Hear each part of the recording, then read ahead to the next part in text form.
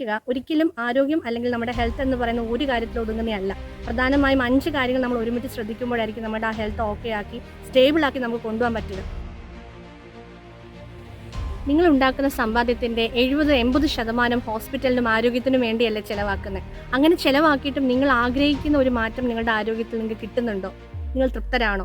മെഡിസിൻസും സപ്ലിമെൻറ്റും over ഡയറ്റും ഒക്കെ എടുത്ത് അതിൻ്റെ പുറകെയല്ലേ ഇടുന്നത്. എന്നിട്ടും നിങ്ങൾക്ക് കിട്ടുന്ന ആ ഹെൽത്തിനെ ഒന്ന് സ്റ്റേബിളായിട്ട് നിലനിർത്താനോ അല്ലെങ്കിൽ പൂർണ്ണമായിട്ടും ആരോഗ്യത്തിലേക്ക് തിരിച്ചു വരാനോ സാധിക്കുന്നില്ല.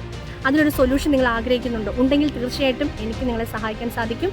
ഞാൻ രേഖാജി, കഴിഞ്ഞ 5 വർഷമായി ന്യൂട്രാസ്യൂട്ടിക്കൽ അഡ്വൈസറായിട്ട് പ്രവർത്തിക്കുന്നു. Online and offline consulting provide ചെയ്യുന്നുണ്ട്, ക്ലാസ്സസ് കൊടുക്കുന്നുണ്ട്, അവയർനെസ് ക്ലാസ്സസ് പ്രൊവൈഡ് ചെയ്യുന്നുണ്ട്.